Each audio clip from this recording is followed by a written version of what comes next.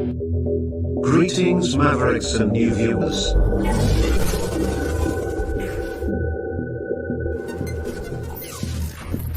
Tonight, direct and live from the Maverick News Network World Studios. This is Maverick News with Rick Walker.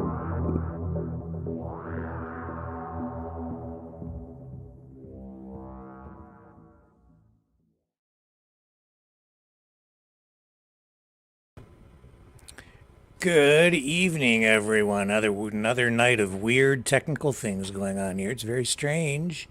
So I hope everyone is seeing us on the Rumble channels. Looks like we're okay there. I hope it's running. Let me know in the chat if you're not seeing. You can't. You wouldn't be able to tell me because you wouldn't be able to see me. I think we're okay. I had to reset everything as the show is going live.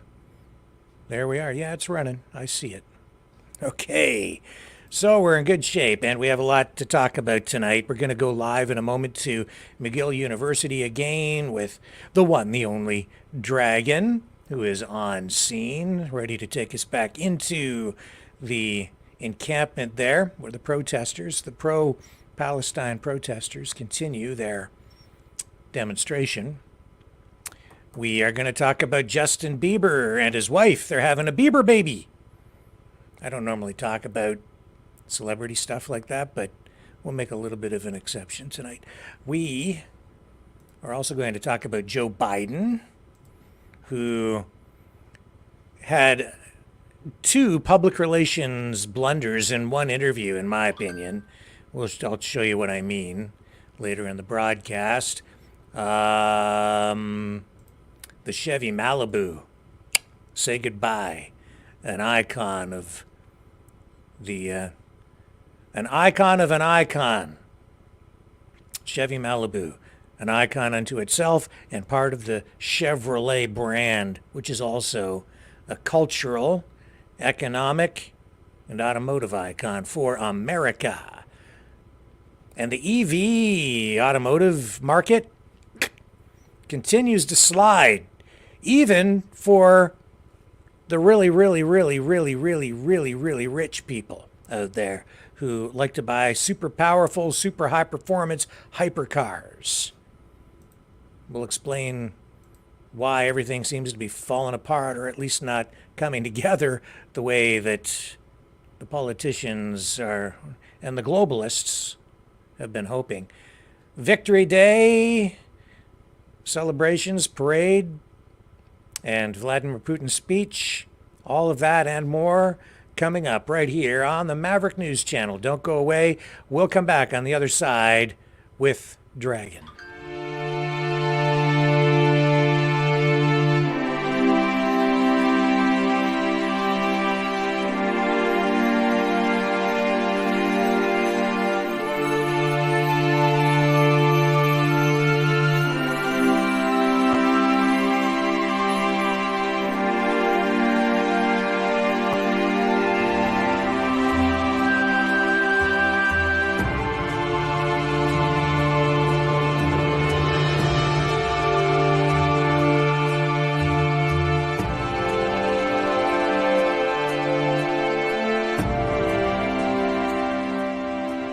Maverick News. The world is watching.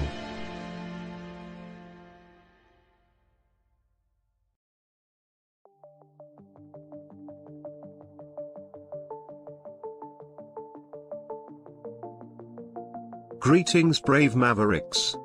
Our quest for truth continues. We go beyond fake news.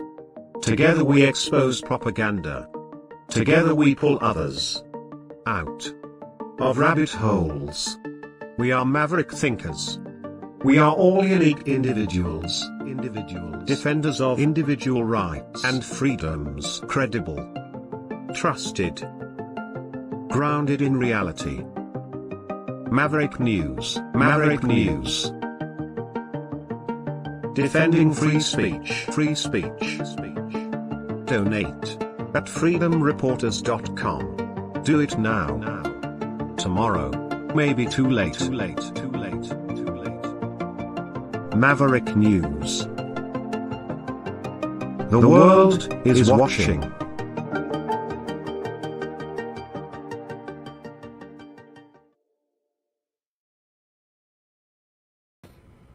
Okay, I'm back, and let's bring the man of the moment back in, live from McGill University. Here he is, Dragon. Hello, sir. How are you? Good evening, Mavericks. How are you tonight? It's great to have you back. And wow, you are looking very dapper in your Maverick News hoodie. In gray Yes. that I had. Beautiful, actually, and very comfy, warm, and I feel good. Yeah, you look good, man, and professional, and that's great. And thank you to everybody who has donated to make Indeed, this I will thanks operation. everyone. Yeah. So great thank you to everybody for supporting the channel and supporting Dragon, who is out there. It looks like it's a fairly nice day. Is it misty or raining at all today? Looks dry. Yeah, it looked dry. Basically, we had a few clouds today, but nothing major. No rain. No. It's just coldish. I will add that it's cold. Yeah. For And a so because you have fair weather, you Hey, had late. some rain there earlier this week. But what's going on with the crowd? Bigger, smaller? a little bit bigger. I would probably count roughly 200 people already surrounding the encampment. So, as you can see, there's a few people around here, and I it's see. pretty crowded. Yes. So you've had some challenges getting people to speak to you. As you've been down there doing the work this week, covering the encampment, the protest. Last night we saw some of the protesters line up with umbrellas, black umbrellas, and sort of push you back right off the main campus area out Yeah. into an area behind a rope, which was Yeah, that was frustrating. actually behind right there on the hill. So, yeah, and it was muddy also. So basically, I was on a pretty slippery slope, I will call that. Right. So what is happening there tonight? Are you still outside that rope? Have you tried to go in? Are you being confronted? What's happening? Actually, there's no confrontation. I'm pretty much, actually, I'm just standing on the square. So right now, I'm kind of putting myself away from this part, but I'm not fearing to go behind the ropes and see what's going on behind the, I mean, I'm not behind their encampment. So basically, it's a totally legal turf. Sure.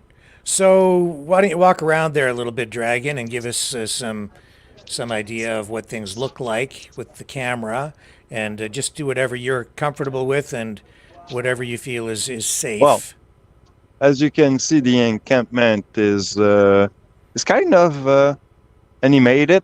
There's more animation around this part. Actually, there's a little activity. I don't know exactly what's going on there, but they have some cardboard of all the colors of the Palestinian flag, basically, and displaying some. I don't know exactly what they are doing, but shall be fun to look to watch probably. Okay. And so these And they, students walking around in the area where you're at right now, they're not actually protesters, right? They're sort of outside the protest zone. Am I reading that situation correctly? yeah, no, there's few students, but most of the people that I see are probably protest supporters. So it's hard to tell, actually. Yes, yeah, yeah. Are they restricting access to other people that you have seen, or was it just No, journalists? no, I've seen no restriction at all. If it's not to not cross that barrier, so the blue barrier behind. So if I'm not getting too close from there, I might just not get in trouble. Yes, well, I mean, But you have every legal right to be there and to do what you're doing. You said you spoke to police who are in the area earlier. What did they have to say to you? actually, they have told me that they are not. Yes. Ask you to get off the lawn, please, Why? because we don't want you to be on the lawn. Actually, I'm from the press, so I have all the rights to be here. You can have rights all you want, but we don't want you on the lawn. Why? Well, maybe. I don't think that you have the best interests of the students at heart. Sorry? I don't think you have the best interests of the students at heart. Why is that? Do you have the best interests of the students at heart? I Ask do him what actually. authority he has. What authority you have to ask me to be off the lawn? Authority that I'm telling you to get off the lawn. Okay, because actually I'm from the press and I'm a free speech advocate. So, Great. Well, you can be your free speech advocate on the pavement, please. or Well, why don't which ask reason? him what right he We don't has want you that's to more work. than yours? What right? What right you have more than I I'm have? just telling you to get off. I'm not the cops. I'm just telling you to get out of here. Yeah, so Okay. who are you? Please get out of here. You So have who no are right. you for those kind of right? You know, I'm just a I'm not- citizen. You know, I'm a Montrealer. There's As many, you? Listen, there are many places that you can't go in as a citizen. You can't go into a professor's office. You can't go into an elementary school. You can't go into someone's house. Even with a press, You're not media. really a journalist, then, are you? Well, Rick, if you can, well, Yes. You're What one- do you what want to under what authority do journalism career you have. Look, Rick is right there. He can tell you actually that I'm from the press, and actually I got my credit. So, Okay, well, we don't want you on the lawn, so please get on the pavement. all right. Please don't. If you hit me again, thank you. So basically, this guy is being pretty aggressive again. Yes. He has no right. He has no It's a new right one. to tell you to get No. off the lawn. None. Zero authority. And actually, I will fight for my right. Well, fight, not fight, you know, as fighting, but you know, I will stand for my right as a citizen, and I will not let myself being So what he subject to. see, so what he's doing is illegal. Yep, it's pretty illegal what he's doing. Yep, what you're doing is illegal. And violating your rights. Yep, because actually, what you're doing is violating the rights of speech of people, and also the right of press. And the right of press is also a right of speech and expression. So basically, you're being aggressive, and you are being against my right. You know, I mean, this is basically my constitutional right as a Canadian citizen. Well, we already had what we call the Bills of Right of Canadian, I don't think. which is infringing my right now. Yes, and what they've done is they've illegally seized property and they're refusing to give you access to a public space. Exactly. Seizing property, which is basically public's. Any comment about that?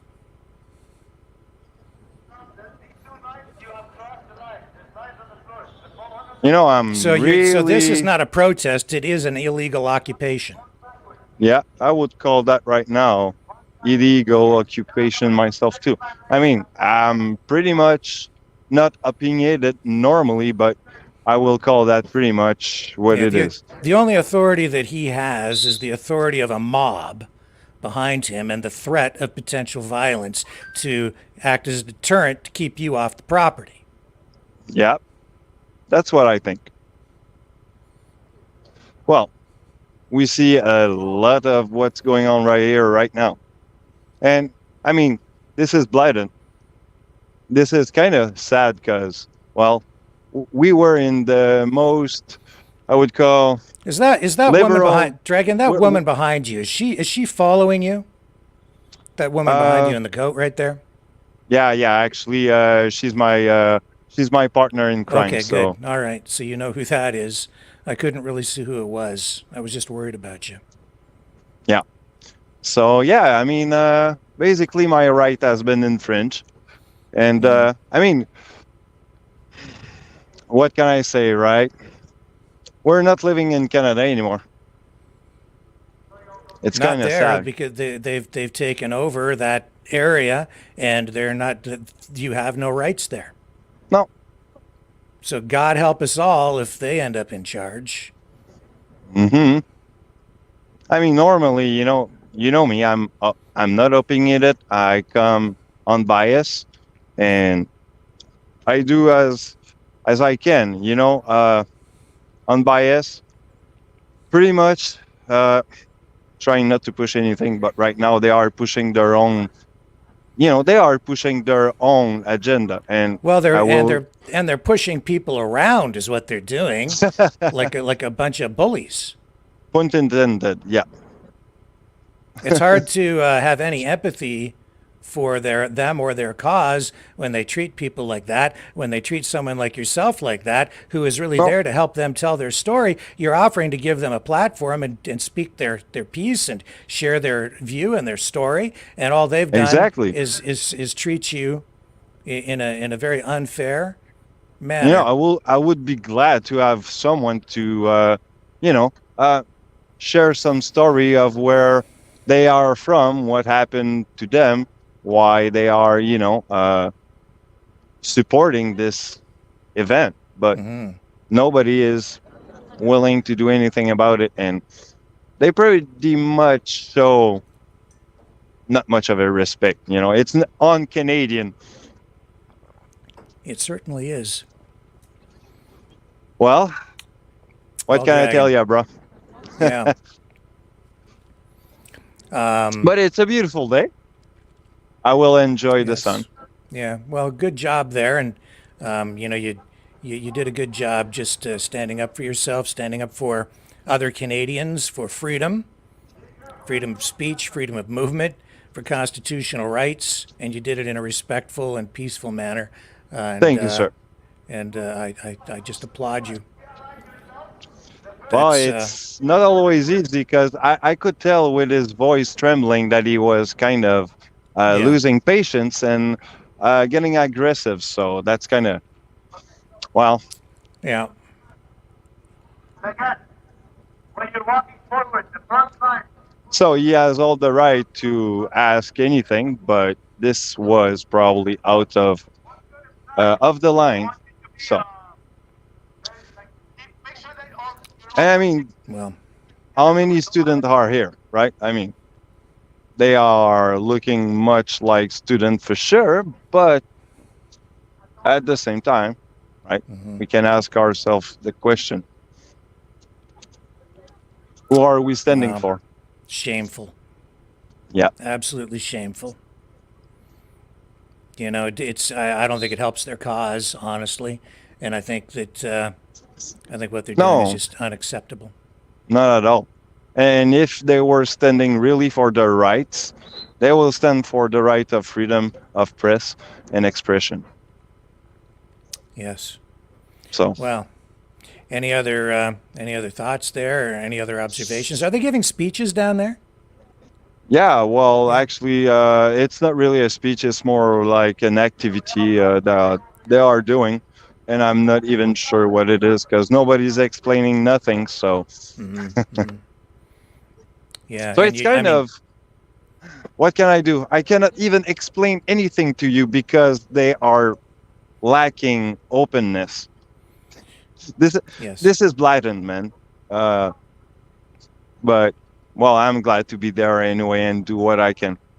Well, this is part of the story. Their lack of transparency, their lack of inclusiveness, if you will, right? Right.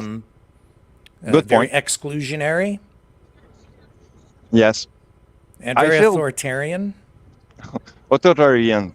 Yeah. This is a good way to put it. So we see where the roots come, and well, we know it's probably not what we would have wished for, but we can probably say it's a cultural thing. Maybe it's sad because we know we are trying as much as we can to be open and not even having any type of I don't know, man. We're not Yeah. judging anyone, right? We're Well, just here to do our job and yeah, do right and thing. And as much as we're trying not to judge people, of course, we are assessing things. And when they act like that, when they restrict your access, when they prevent you from setting foot on the grass of an open public space, what it's just self-evident what it is. It's illegal. It's authoritarian, and it's heavy-handed. It's the force of a mob preventing you from doing your job. Yes. Yeah. It's pretty much becoming a mob. And the other thing is that the encampment, I would say, has enlarged since last night. So it's kind of weird. Yeah. It's like, are they taking more turf? Are they occupying the place? It's a good question now. Were you able to see the faces of the people who came up to you like that at all? Could you tell, were they Palestinian? Were they from No. some other? No. Actually, they are very Canadian. When you say Canadian, you mean very white? Caucasian, Caucasian, casual Yeah. casual guy with a plain English. So Mm-hmm. probably a little bit Frenchy because of his accent, but Right. what can I tell? Can you just? Is it safe? Can you just turn the camera around so we can see the encampment behind you there instead? Yeah, there you go. Excellent. Actually, you can probably see the guy speaking with the lady there. That was the guy that actually was showing me the umbrella Yeah. right there. So, Huh. so this is what it is. So, is it Germany 1930s again? No, I hope not. It's Canada. Mhm. May 9th, 2024. That's what it is. Well, How sad is that? well, Dragon, with that, probably time to wrap things up there for tonight at McGill University in Montreal. I'll just throw it over to you for a few final thoughts before we sign off with you. Well, you can follow me on Twitter. It's the One Rising Dragon on Twitter. Same with the YouTubes. And Dragon on Facebook now. So, Mavericks, I will ask you to have a good evening. Take care. And show respect to each others. Yes, and you stay safe out there, sir. Thank you, I will. Dragon. Thank you. Really appreciate this, as always. Dragon signing out. Dragon doing a great job out there. Very, very tough job. And very disappointing to get that kind of reception again tonight. The question is, what are they afraid of? No reason for it. Not really. They would be treated very fairly, but they just choose to push away.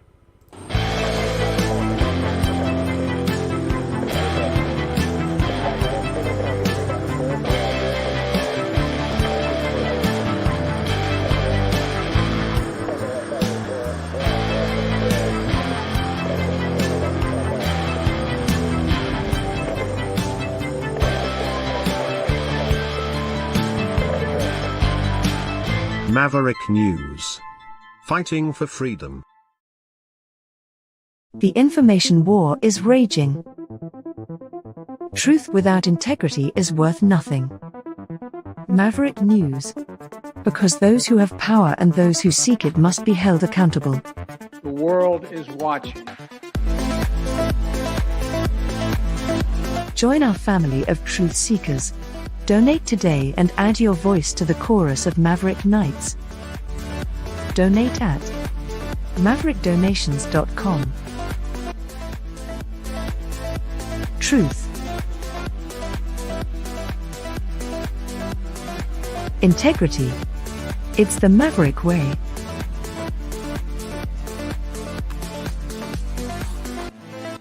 Maverick News. The world is watching.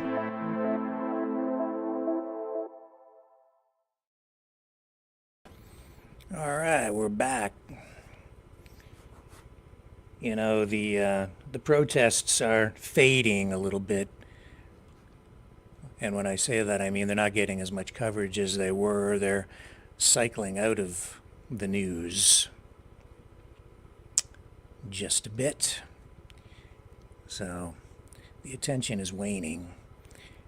And as I've been watching interviews by other live streamers out there and, you know, even speaking to people who some say, you know, they're supporters of the demonstrations and so on, it's very evident to me that a lot of the people involved are there because they just don't want to see people killed. They want the fighting to stop, the war to end. They don't like seeing children die. Totally understandable. But beyond that, they often don't have any kind of understanding at all about what the real issues are surrounding the protest, or where it's going, or where these demonstrations are ultimately likely to lead. But we'll continue to cover all of this.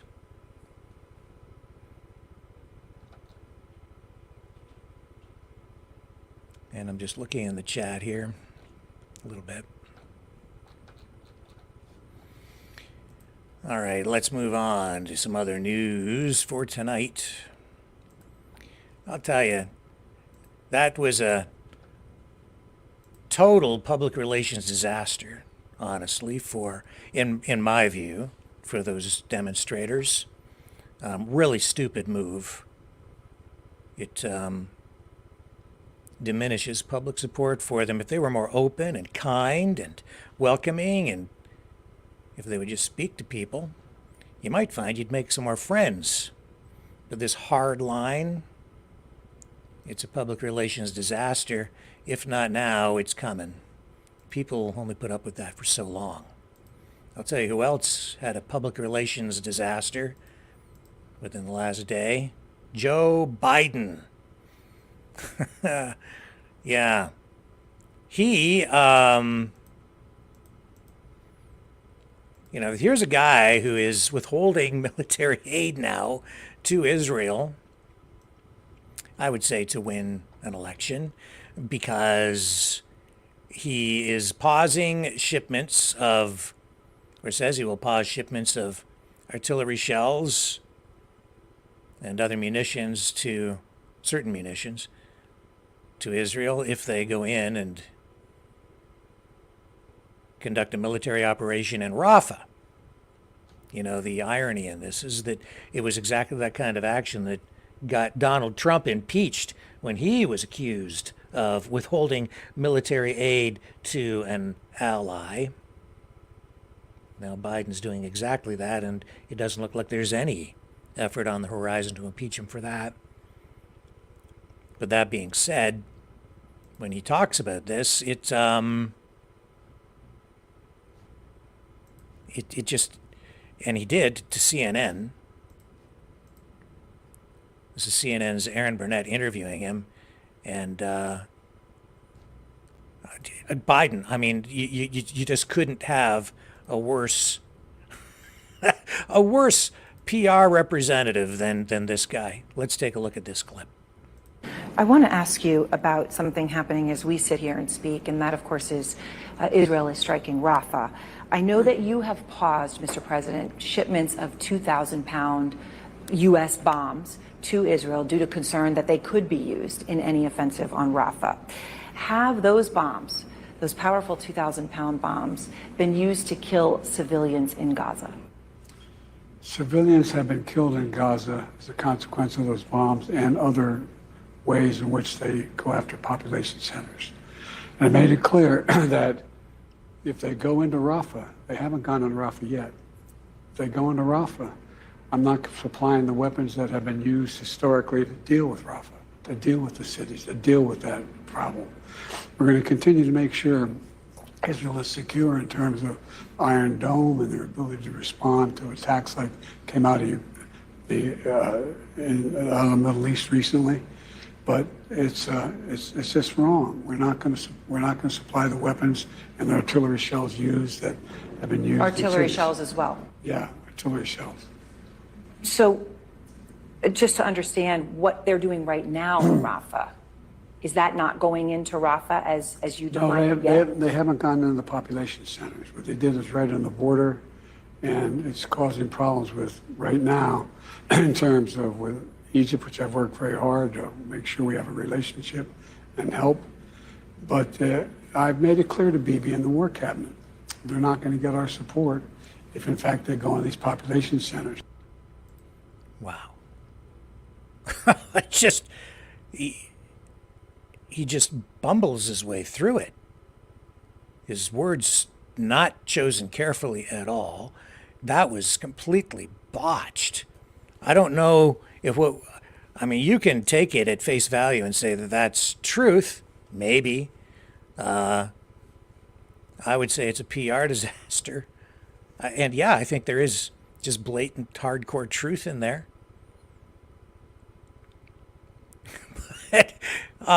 It's a war, and even in war, when you're dealing with, you're still dealing with public relations, and the language that he chose. I just couldn't ever see, Admiral Kirby or Jake Sullivan or even Donald Trump, with all of his faux pas, bumbling through something like that in such an inept manner.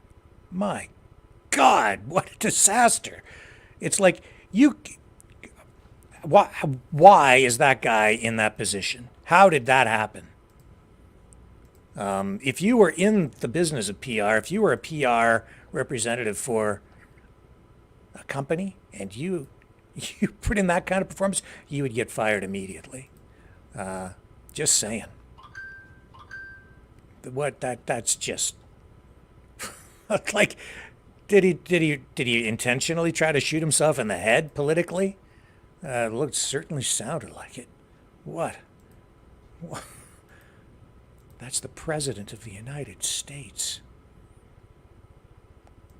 Oh my. That's how you lose the war. Right there. Just put that guy in charge. What are we going to do if we ever have to defend the country? Man alive, I'll tell you. Here, check this out. This is a reaction to that from Fox News now. Here's Jesse Waters. We'll run this clip just to give you a taste of the conservative side and how they're viewing what you just watched. Fox News alert. Joe Biden's currently withholding military aid to our ally Israel in the middle of a war against Hamas because of political pressure from radical students. Right now, Israel's on the cusp of going into Rafah in southern Gaza, the final battle of the war. Hamas is entrenched among the Palestinian civilian population, has nowhere else to go, and still refuses to return hostages or agree to a ceasefire. And just moments ago on CNN, Joe Biden threw the protesters a bone, declaring that Israel would never receive these American weapons if aid went into Rafah. Watch. I made it clear that if they go into Rafah, they haven't gone into Rafah yet. If they go into Rafah, I'm not supplying the weapons that have been used historically to deal with Rafah, to deal with the cities, to deal with that problem. It's just wrong. We're not going to supply the weapons and the artillery shells used that have been used. Artillery shells as well. Yeah, artillery shells. The weapons Biden's withholding have already been approved by Congress and are precision munitions, exactly what Israel needs to launch smart strikes against Hamas targets with as little collateral damage as possible. This is exactly the opposite of what Biden declared Israel's mission should be, remember? Do you believe that Hamas must be eliminated entirely? Yes, I do. It's now clear that President Joe Biden's withholding military aid from an ally to help win an election. It's the exact same thing Democrats accused Trump of doing and impeached him for. See, Biden's problem is that he's barely able to function. He's in mental decline. and he's trying to play both sides against each other. He's trying to say that his support for Israel is ironclad while still trying to make it look like he supports the Palestinian side because he wants all those Muslim votes up in Michigan. And he's into these interviews and he doesn't know whether he's coming or going. He's all twisted around. He has no moral compass. He has picked a side, and the side that he's picked is his own. That's the problem. He doesn't give a darn, from what I'm hearing, about Israel, and he doesn't care about the Palestinians. And he sure as heck doesn't seem to be very focused on eradicating Hamas the way that he said it had to be eliminated. He's just focused on himself and getting reelected. That is the bottom line right there. You know what they call that? Selfish.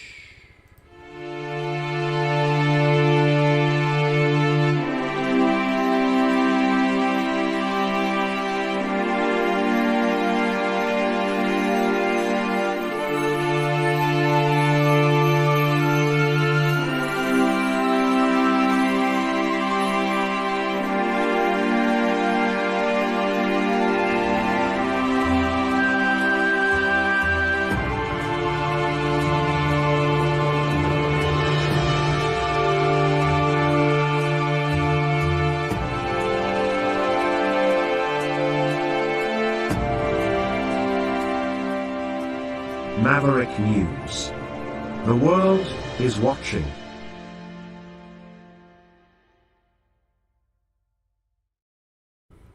As I sit here thinking about what Dragon just went through, the oppressed versus the oppressor narrative is in full play globally because of this conflict in Gaza, and it is on full display at McGill University. And yet, isn't it funny how those who claim to have no power are the ones who are in charge of seized land that doesn't belong to them, preventing access to the public? Who's really in charge? Who really has the power? Let's ask Greta Thunberg, who has been out protesting. I think they should be everywhere, and once again, young people are leading the way, showing the world how we should react to this. Well, if that's the way that we're supposed to react, I'm not in favor of it. That scares me. I've seen too much of it over the years at too many protests, and it is ramping up, and I don't like it. That's because I really do believe in freedom. Freedom for everyone. There's no need for that. I think that shows you as well what Greta Thunberg is really all about, my opinion. Let me see make sure we have all the bases covered. Well, let's go back to Biden. Not only did he bumble his way through all the questions about aid to Israel and munitions and collateral damage, he's also made a fool of himself on the economic front in that same interview with Burnett on CNN.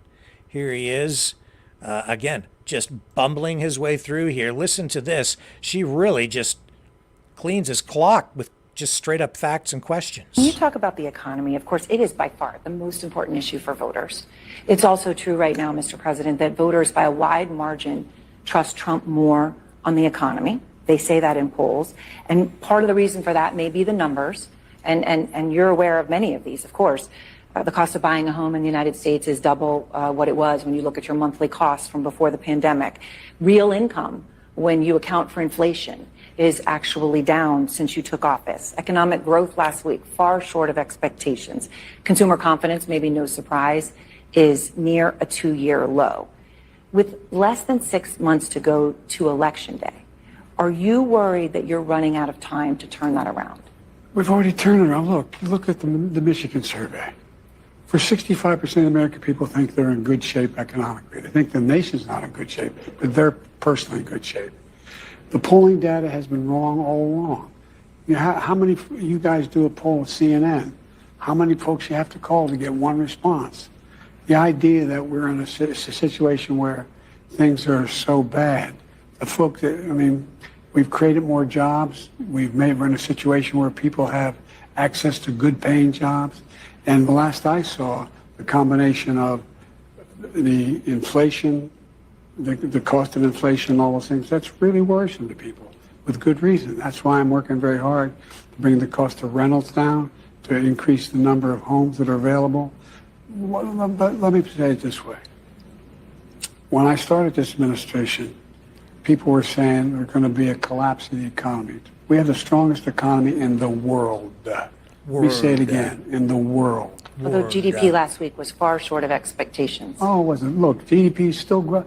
Look at the response of the markets. Overwhelmingly positive. Overwhelmingly positive. And one of the reasons why people feel good about it not being as strong as it was before is they believe that the Fed's going to respond. They hope they're going to get a rate cut. Yeah. Well, so, but I mean, no president's had the run we've had in terms of creating jobs and bringing down inflation. It was 9% when I came to office. 9%. But look, people have a right to be concerned. Ordinary people, the idea that you bounce a check and you get a $30 fee for bouncing the check, I changed that. You can't charge more than $8 for that. Or your credit card, your late payment, $35. I mean, there's corporate greed going on out there, and it's got to be dealt with. Yeah, so he blames it on corporate greed instead of taking responsibility for his economic policies, which have led to massive inflation. It's the same story up here in Canada under Justin Trudeau. Way too much money printing, way too much inflation, way too much government spending, so much debt that we'll probably never be able to pay it off. So just blame it on the corporations. They get the subsidies. That's like paying them to agree to take it on the chin. And then when they tax the corporations to make it look like they're actually doing something about it, they just hand it back to them in subsidies and in handouts. We're seeing it here in Canada as well with the NDP in particular, the New Democratic Party, which is propping up the Trudeau Liberals, blaming inflation on corporate greed. That is not what causes inflation. Inflation is caused by too much money printing.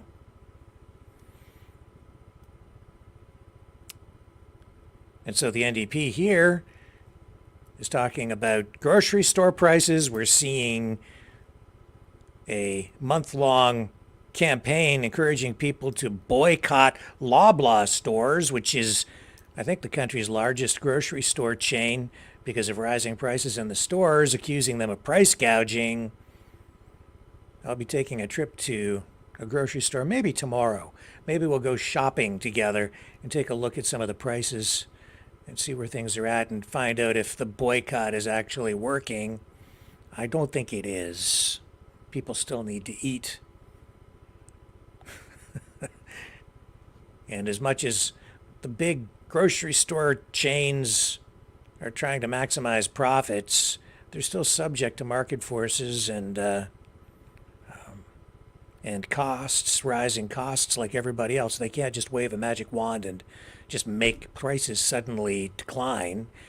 If the cost of gasoline and diesel fuel rises because Trudeau imposes a carbon tax, that shows up in the price of everything you buy at the grocery store. It's really just that simple. Rising costs mean rising costs. It's a chain reaction, and it goes all the way down the line and affects you right in the pocketbook when you go to check out at the Loblaw stores. But it's an effective scapegoat for politicians who don't want to take responsibility for their failed policies. Joe Biden, Justin Trudeau, two peas in a pod. An inflationary pod. So, I'm going to show you something funny from the Victory Day parade over in Russia. But before we show you the funny stuff, we'll show you the serious stuff. So,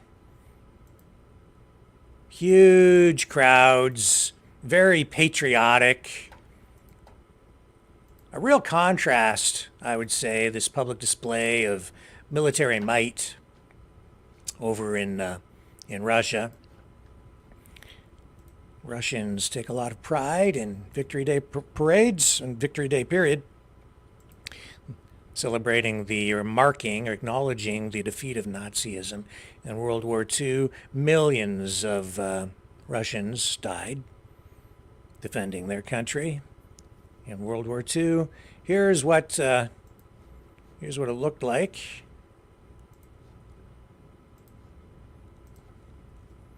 Very crisp. And when they do these displays, man, they put a lot into the video production. Isn't that gorgeous videography, the way they do this? Really, really awesome. High-end production. They understand the value of public relations over there. They understand the importance of it, I think more so than the United States and even other NATO countries do. Image. It's important because this kind of display generates confidence in the public, in their public institutions, in their military, in their government. And there he is, Vladimir Putin. It's a big deal. This isn't just for the people of Russia either, make no mistake. This is a display for the world, for NATO, for the West. This is to show their adversaries that they are strong. This is a show of military force, coordination. And it's a display to show the world that they have the public support behind them still.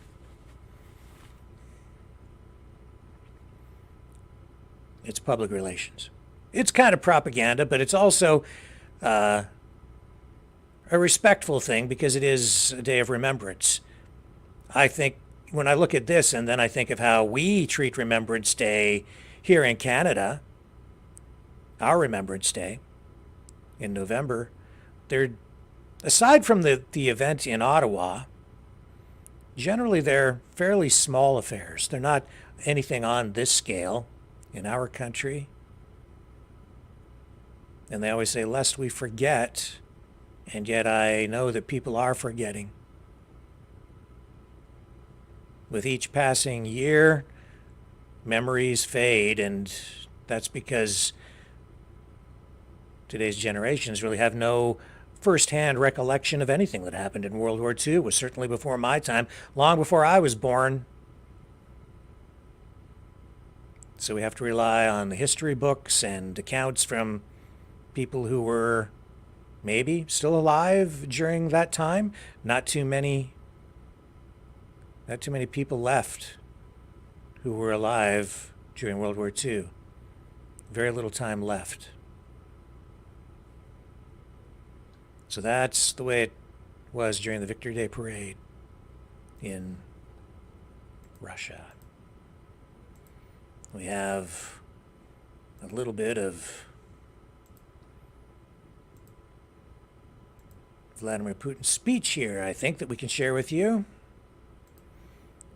So many tabs open, I just have to pick the right one. Let's get to Putin's speech, shall we? Where did you go? Not there, not there, not there. I had him queued up for you, folks. Let me take a real quick break. We'll come back. I'll have to find him again. Somehow we've lost Vladimir Putin, but don't worry. I'll find him on the other side.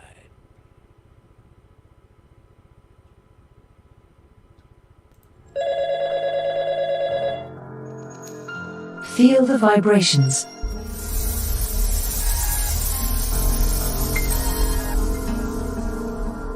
Our quest continues.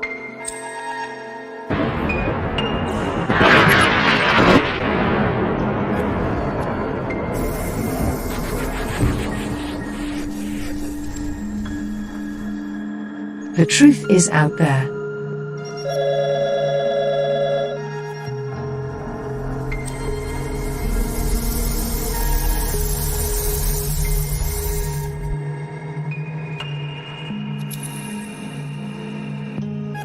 We are Mavericks.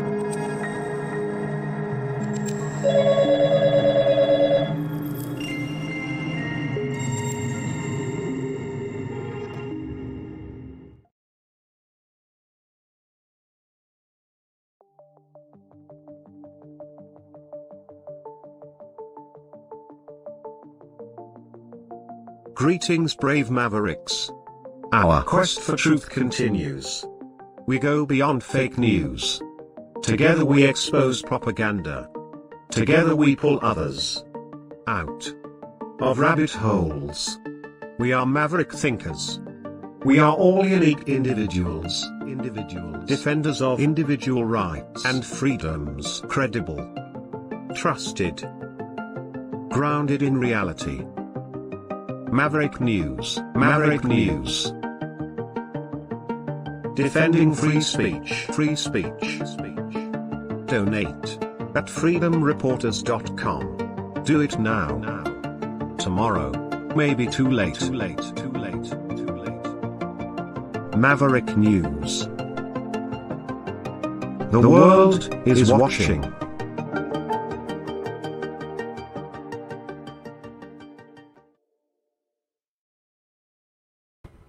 Okay, we have it. Here's Vladimir Putin at the Victory Day parade.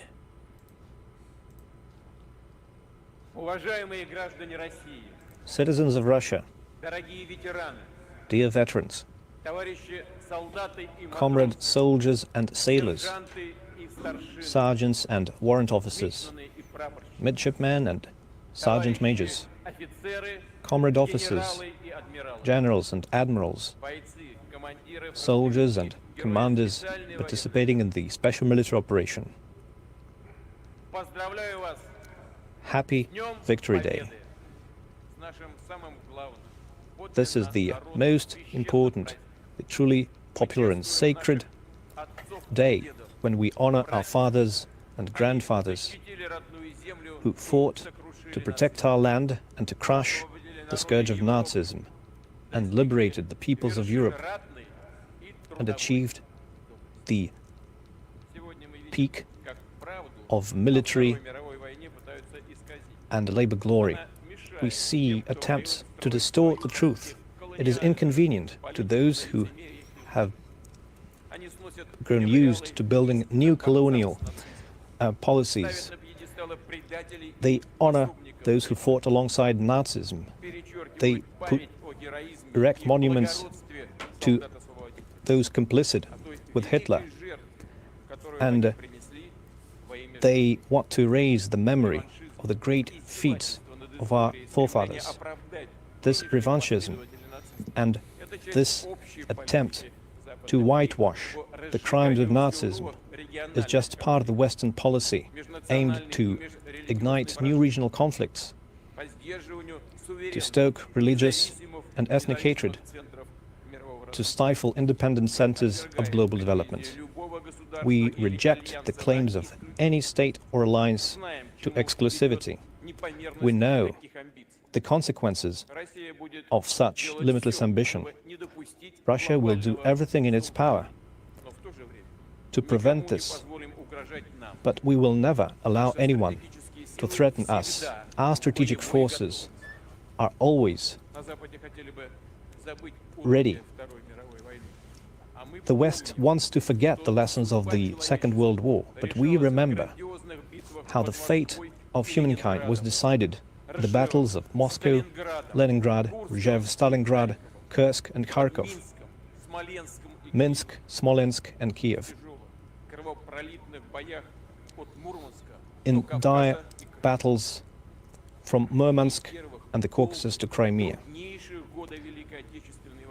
The hardest, longest years of the Great Patriotic War. The fighters of the Soviet Union fought against Nazism almost alone, while the Wehrmacht was supported by all of Europe. Russia never tried to diminish the role of the Allies and the Second Front. We honor all of those who fell while fighting Hitler, those who were part of the resistance, the courage of the people of China who fought against the militarist aggression of Japan. And we will always remember and we'll never forget our common struggle and the inspiring traditions that we had together. Comrades, Russia is now going through a historic point. Its fate, its future depends on every single one of us. And today, on this Victory Day, we recognize this especially clearly, and we honor the generation of heroes, and we accept their tradition of friendship and fortitude, of being confident in yourself and in your country, and love your motherland sincerely. We honor the veterans of the special military operation. All of those who are fighting along the contact line are our heroes. We bow down to their courage and self-sacrifice. Russia is united to support you. Our veterans believe in you. They feel part of your fate. We are one people, and this is a generation of heroes. We bow down before all of those who sacrificed their lives for the victory in the Great Patriotic War, and we honor their memory, their sons, their wives, their brothers and sisters, all of their families and friends. We bow down to the veterans of the Great Patriotic War who have left this world, as well as the civilians who suffered and died as a result of the atrocious crimes of the Nazis, and those who have died fighting for our country. A minute of silence.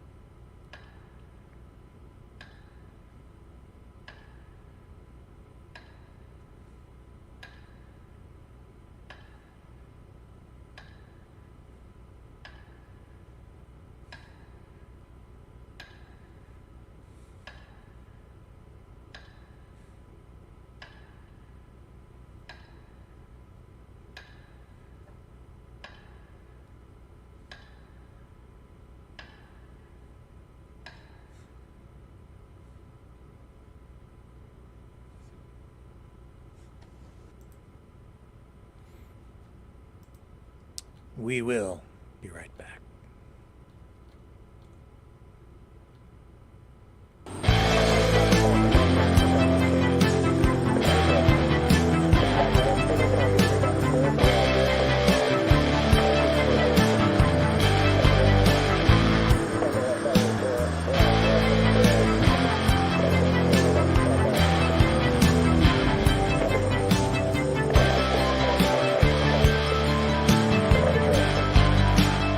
Maverick News.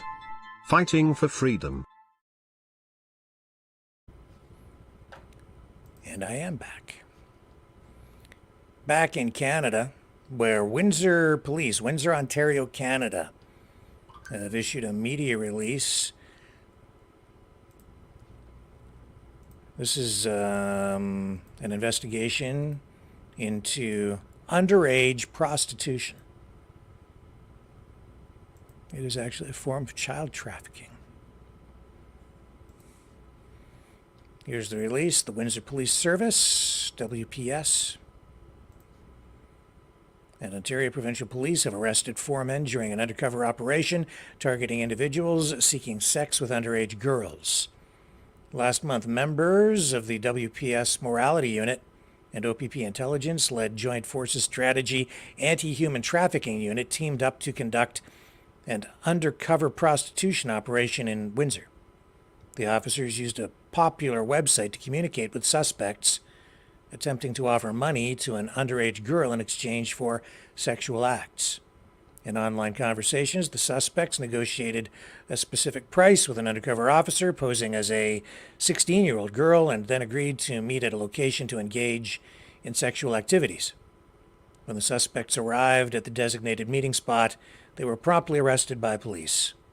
The following individuals have each been charged with obtaining sexual services from a person under 18 years of age: Wissam Sharif, 28, of Windsor, Ontario; Stephen Stephen Memmer, 59 years old, no fixed address; James Pernell, 46 years old, Essex, Ontario, Canada; and Jin Wen Yang, 61, also of Windsor, Ontario. Police have a quote here from Inspector David DeLuca, who he says, "Protecting our children from exploitation is of paramount importance. Through this joint operation, we successfully targeted individuals who not only solicited youth online, but were prepared to move forward and commit those acts." They're asking anyone who may have more information about that to call Crime Stoppers or call directly into the Windsor Police Service or Ontario Provincial Police.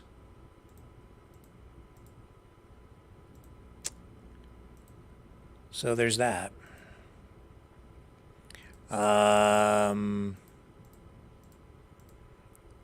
Back to this issue, though, of Gaza.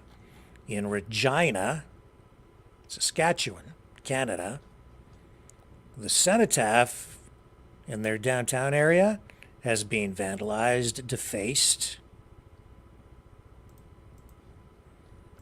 with anti-Semitic, anti-Jewish graffiti. Here's a report on that with an image. As you can see, they sent a crew out there today to start to remove the graffiti.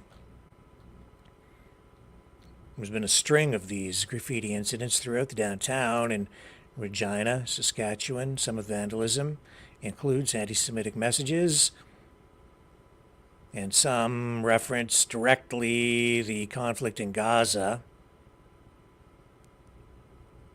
Regina police say the content of the graffiti does not change the basis of its ongoing investigation into the vandalism.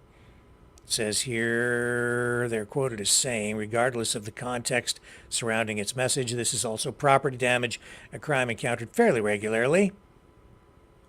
And that's as far as the media relations officer went.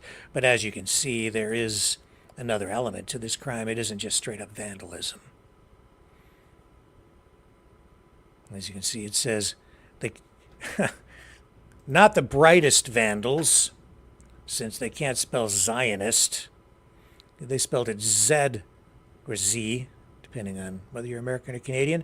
O-I-N-S-T. Zoinst.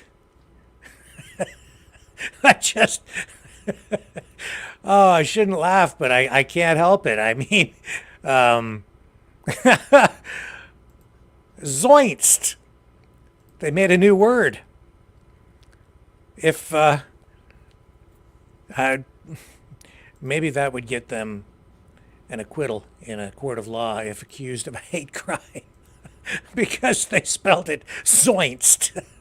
Oh, what a bunch of idiots! Stupid to do it in the first place, and so stupid they can't even spell their graffiti properly. Zoinst. Oh my God. Oh, well, at least I got a chuckle out of it. I hope you did too. Oh, man. Oh, here's another image. Soinst. Same city, same problem. Different location, save Gaza on that side. Zoinst. Just. Zoinst. I could have had a V8. Speaking of V8s, gonna miss those when they're gone, like 2030 in Canada. People are missing them already, apparently. In fact, let me just show you what I'm talking about here.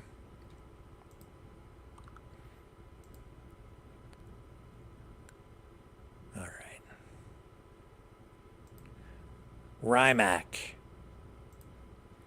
Rimac, producer of ultra high performance sports cars like the Navara. They are veering away from electric vehicle production because they say their customers want old-fashioned, traditional, gasoline-powered supercars. So what you're looking at here is the Navara. It was unveiled back in 2021, still producing them, limited to 150 units. 1,914 horsepower in front of you. 2/3 of the planned production run remains available if you have the cash for something like that. But what they're saying is that their customers are losing their fascination with electric vehicles or even electric gasoline hybrid technology. Electrification is legally mandated across Europe, and nearly every company, regardless of market positioning, offers at least one EV. But the folks at Rimac are saying that even these high-end cars, their customers really want gasoline. So they're still committed to electrification. They have to be because it's all being mandated. But demand for the vehicles is in decline. Much more difficult to sell than they were even a year ago. And they're saying so. So that's the Navara. Now, an icon, an automotive icon, the Chevy Malibu is being discontinued. Here, run a little bit of footage for you. There you go, Chevy Malibu. I'm sure you're all familiar with them. This is a mid-size sedan, but the market for sedans is also on the decline. As a result, Chevrolet is discontinuing production after 60 years. They're gonna do away with one of the most popular, most successful nameplates in automotive history, the Chevy Malibu. It's come in many sizes and shapes, some of them high performance, sometimes family cars.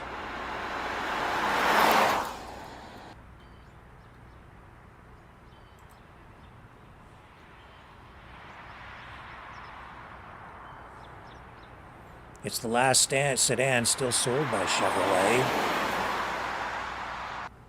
by General Motors.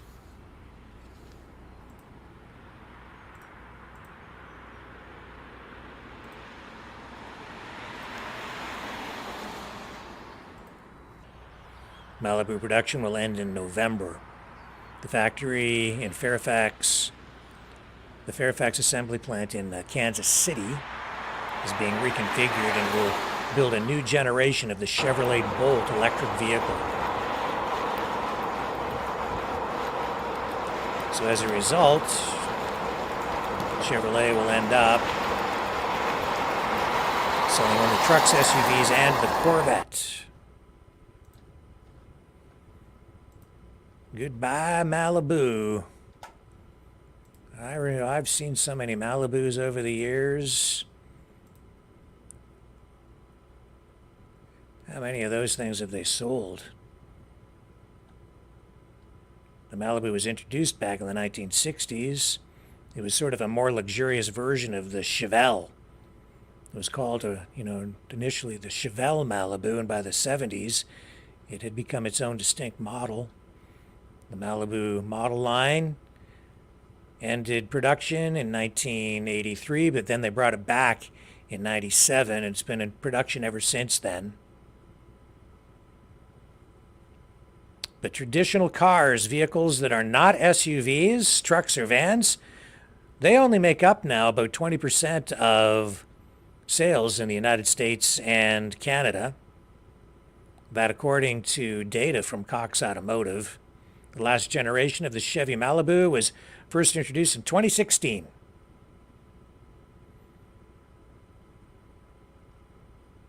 It has, competition, pretty stiff competition from vehicles like the Honda Accord, the Toyota Camry. A new version of the Camry is available only as a hybrid. It just went into production. Now, GM sold more than 130,000 Malibus last year, up 13% from the year before, but they say the writing is on the wall. The future for that kind of car does not look bright, so they are shifting production. And one of the main reasons the future doesn't look bright for a vehicle like the Malibu is because the government is mandating full electrification. And so you combine that with declining interest in mid-sized sedans, and it's more profitable for a variety of reasons to go and produce these other kinds of vehicles, like the Chevy Bolt. They're going to produce more than one vehicle on that assembly line, so it'll be a flex line, which will allow the company to adjust production to meet specific market demands, whatever they may end up being in the years ahead.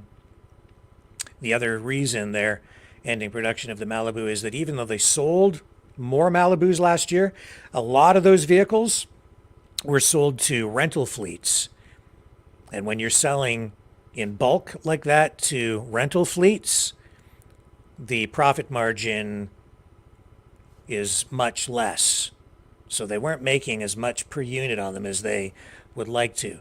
All that being said, I kind of wonder about the logic still being employed here, because when I look at what's going on with electric vehicle sales and profit margins on those, every company, as it stands right now, even with all the government subsidies in place, they are losing money producing and trying to sell these electric vehicles.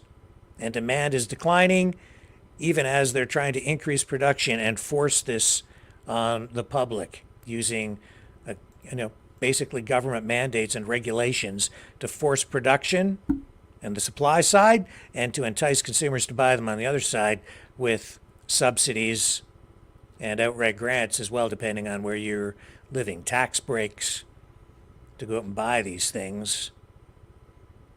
But even the rental companies are complaining. There are companies like Hertz getting out of vehicles like Teslas because the repair costs for them have ended up being much higher than initially anticipated. As a result, the rental companies have kind of taken a bath on these electric cars, and specifically Teslas, because so many of those were sold to rental companies. It's just not working out. It's the bottom line for the rental companies, the auto manufacturers, and ultimately the public. And if it doesn't work out, ladies and gentlemen, we are in for a heap of hurting, because so much tax money has been dumped into the electrification of the auto industry. Don't go away. I'll be back on the other side of this. Hello, world. Are you awake?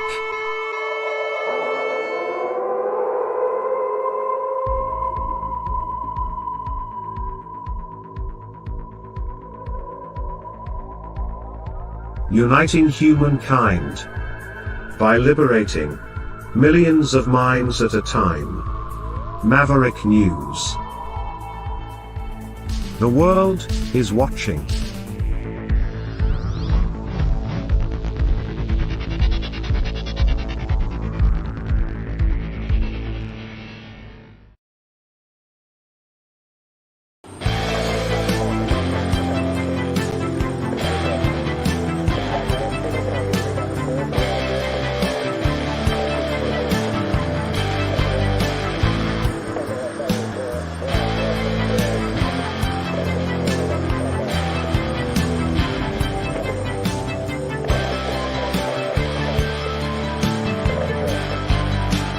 Maverick News.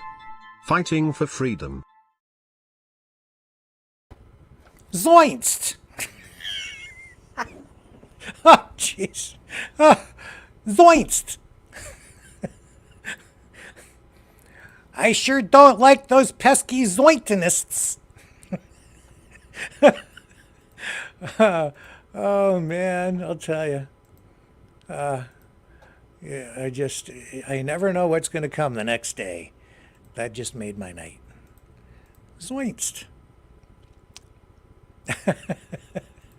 Remember that gold heist at Pearson International Airport? Well, they made another arrest. Yes, they did. Pretty big story at the time, still a big story. They've got another suspect in custody. It was last year, a former Air Canada employee, also involved in the scheme. Well, they're still looking for that person.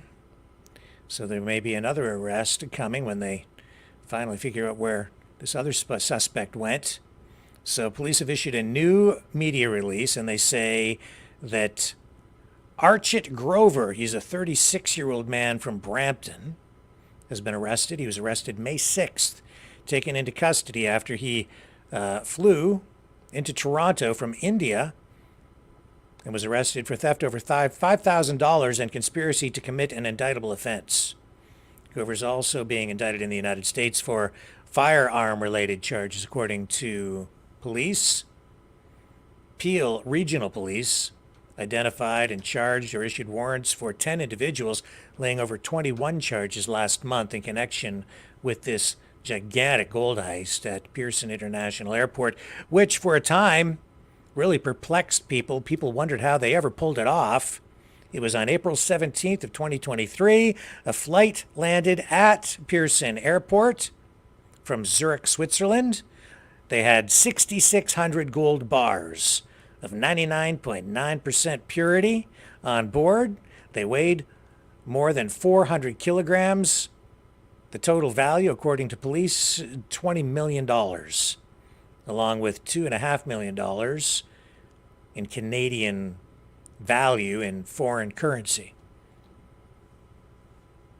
So shortly after the plane landed, a suspect shows up in a 5-ton delivery truck at the cargo facility for Air Canada. He obtained the valuable freight by showing a fake air waybill to a warehouse attendant, according to investigators. Then along comes a forklift, loads the stolen gold and currency into the back of the truck. The suspect then drives off with the loot. This just before 3 a.m., Air Canada employees report that this cargo is missing, and police launch an investigation. So then, all of this unfolds, and we get Canada-wide arrest warrants issued, and we still have outstanding issues for 4 suspects, including a Simranpreet Panesar, a 31-year-old who was working for Air Canada back when this happened.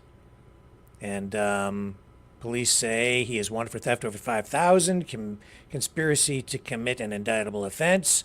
They're also looking for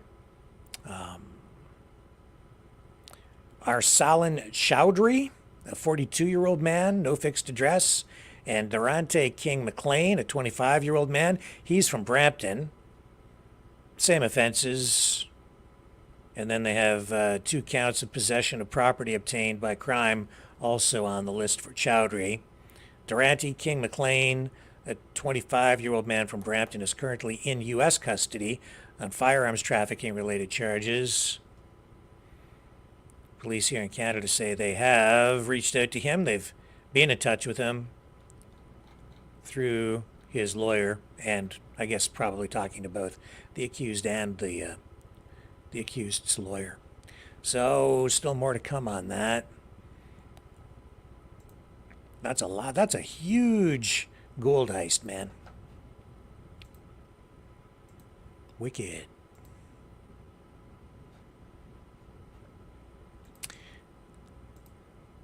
Okay, let's tell you what else we have here tonight.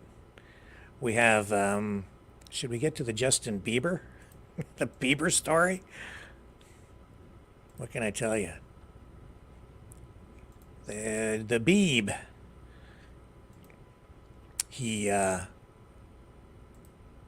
having a baby with his wife.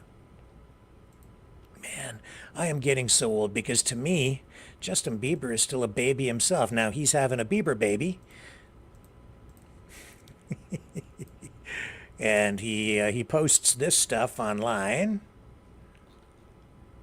Here, let me see if I can get past some of this. Okay, let me show you some pics that Justin Bieber posted with his main babe, who's having a baby, a Bieber baby with him. This is Bieber and his babe, and their pre-baby Bieber baby pics. There you go. This is actually off Twitter, but same pics that they posted over on Instagram, where they made the official Bieber baby announcement. I don't know. Justin Bieber makes me chuckle.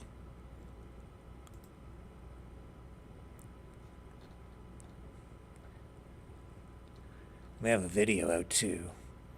I'm not going to run the video. Probably get hit with a copyright strike on it. The photos will have to be enough, folks, to satisfy your curiosity here if you want to see more.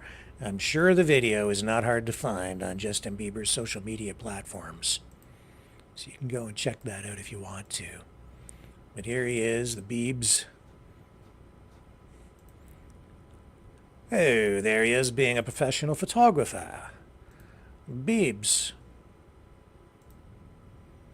Bieber baby.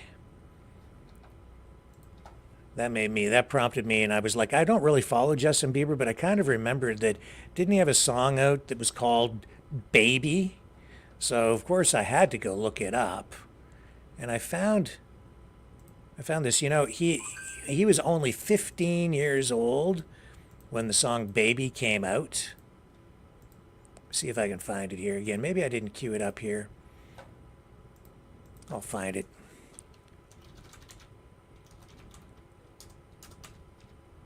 Justin Bieber. Yeah, he was 15 years old. I thought we'd pull up the lyrics to Justin Bieber's Baby song. And then I thought maybe we could explore the poetry in it together. Here it is. And this is why he's so rich, because he's a genius. Let's listen. When I was in high school, I had this fantastic English teacher, and he introduced us to Shakespeare, the classics, right? Some of them, as much as we could in that year. And he was a fantastic teacher, one of the best teachers I ever had. But what he would do sometimes is he would get out the lyrics to Beatles songs, and he would just read them. And that read just like it's poetry. Just great stuff. So I thought we'd put Justin Bieber to the same test here tonight. Mr. Beatty, if you are watching, sir, this is for you. Okay? And I hope this does you justice. These are the lyrics to Baby, Justin Bieber's song Baby. He is the lyricist, he's also the composer, and here it is, the poetic version. Just me reading the lyrics. Ooh, whoa. Ooh, whoa. Ooh, whoa. You know you love me. I know you care. Just shout whenever, and I'll be there. You are my love, you are my heart, and we would never, ever, ever be apart. Are we an item? Girl, quit playing. We're just friends. What are you saying? Said there's another. Look right in my eyes. My first love broke my heart for the first time. And I was like, baby, baby, baby, ooh. Like, baby, baby, baby, new. Like, baby, baby, baby, ooh. I thought you'd always be mine. Baby, baby, baby, ooh. Like, baby, baby, baby, new. Like, baby, baby, baby, ooh. I thought you'd always be mine. Mine. Oh, for you, I would have done whatever. And I just can't believe we ain't together. And I want to play it cool, but I'm losing you. I'll buy you anything. I'll buy you any ring. And I'm in pieces. Baby, fix me.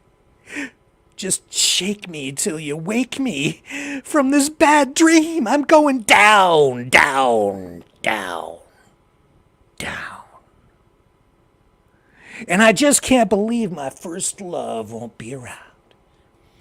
And I was like, baby, baby, baby, ooh. Like, baby, baby, baby, new. Like, baby, baby, baby, new. Like, baby, baby, baby, ooh.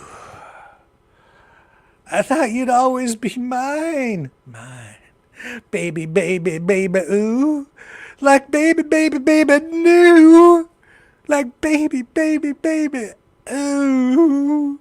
I thought you'd always be mine. Mine.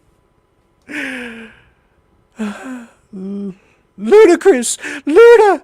When I was 13, I had my first love. There was nobody that could compare to my baby. And nobody came between us. No one could ever come above. She had me going crazy. Oh, I was starstruck. She woke me up daily. Don't need no Starbucks.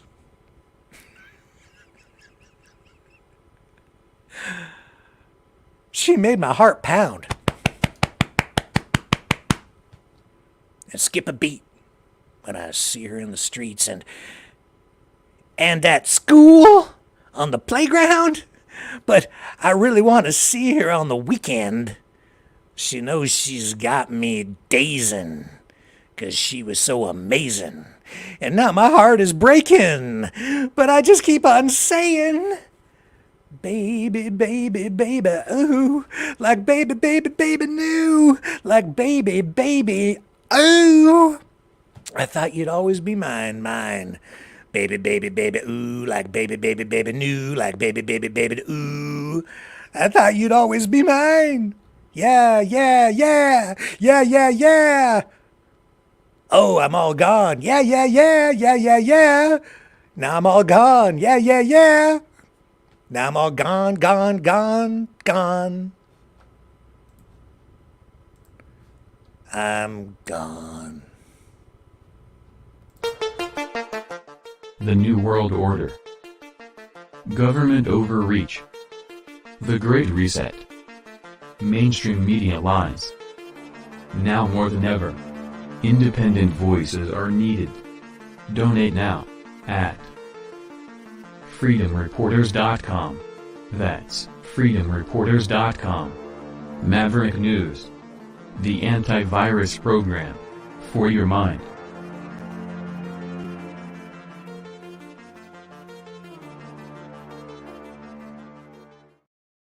Okay, so John, he did donate, and I was speaking to him, and I sent him some of these Batmobiles.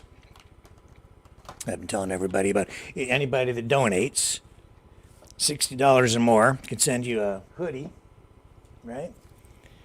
Like this, or I can send you an embroidered shirt, kind of like this one here, except I'm wearing my other shirt tonight. Right.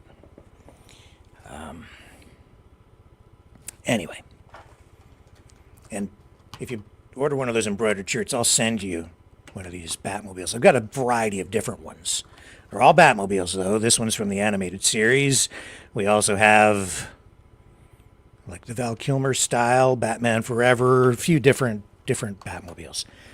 1/64 scale Hot Wheels Batmobile die cast. I'll send you one along with the shirt if you donate. Happy to do that.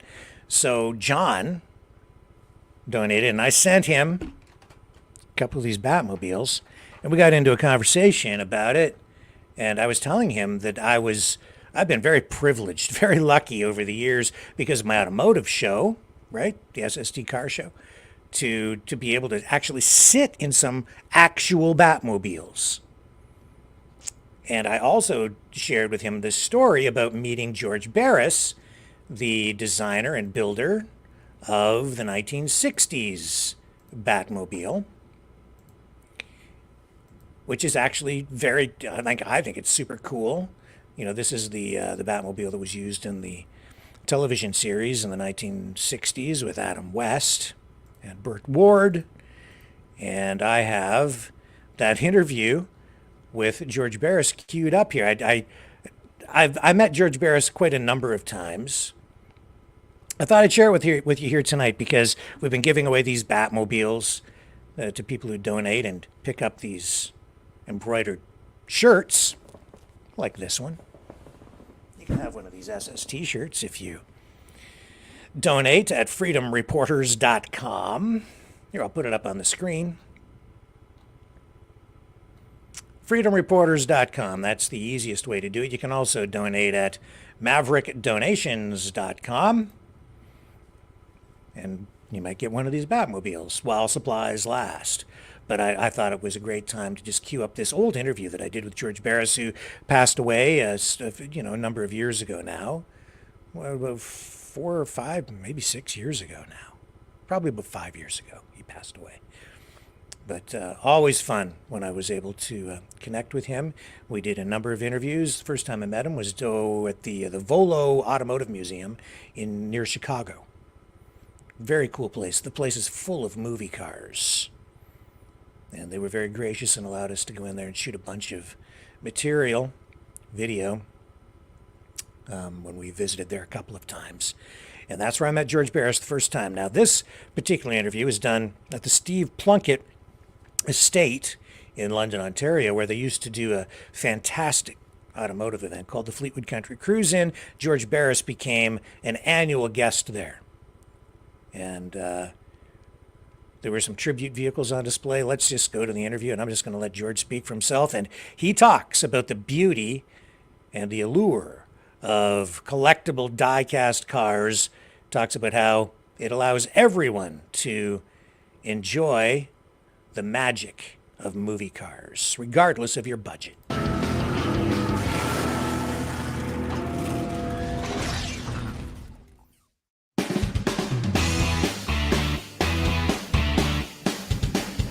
So what's this behind me, you say? The Munsters coach? Well, not quite.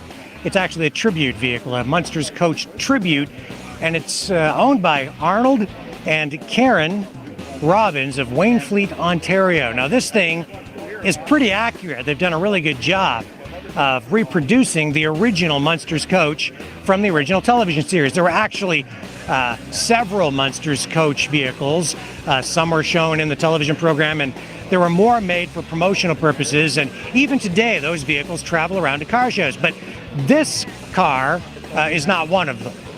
However, it was signed by George Barris, who's walking right there. Shoot him, shoot him, shoot George Barris. There he is, the man who built the original Munsters coach. There he is. There he is. George, what do you think of this Munsters coach? They do a craftsman job as much as they could to make it look like the Munsters. The main thing is it's a part of what somebody in Canada can do with the Munster coach. Gives you an idea of our movie and TV cars in USA into Canada. Makes it a worldwide personality. It is, thanks to you. Because George is the guy who built the original Munsters coach and the Batmobile and many other movie cars. And the Munsters and the Beverly Hillbillies and the Knight Rider and the Dukes of Hazzard. They're all available today as diecast. That's right, so everybody can even own a diecast version of all those cars. Yeah, they can have it in all kinds of voice. That's right. Thank you very much, And George. that shows you what a personal person can do with their own car that they can drive. That's right. And all the inspiration came from this guy right here, the king of customizers. Thank you again, all. Thank you very much, George. Our privilege. Thank you so much. Hey, see you all later. So check out the detail on this thing. I mean, the air breather up here, very close to the original. I mean, it's not exactly the same, but very close. And if you're not sure how close this thing is, all you have to do is look at one of those diecast cars that George mentioned.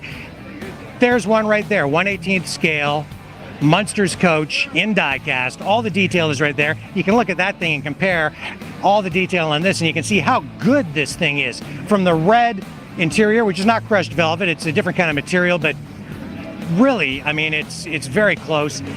Wrought iron stepping plates, the paint, of course, and the gold trim, the wood steering wheel, the coach lights, and of course, the signature setting the whole thing off from the king of customizers himself, whom you just heard from, George Barris, right there.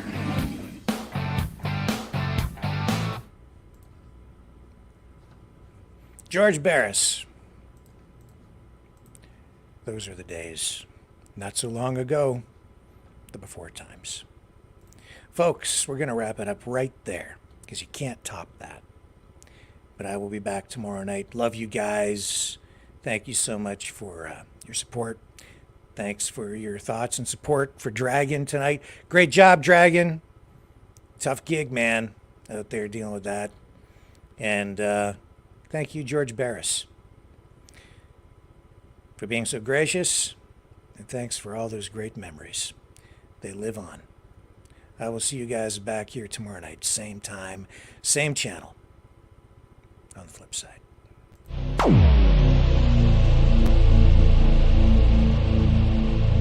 This has been a Maverick Multimedia production.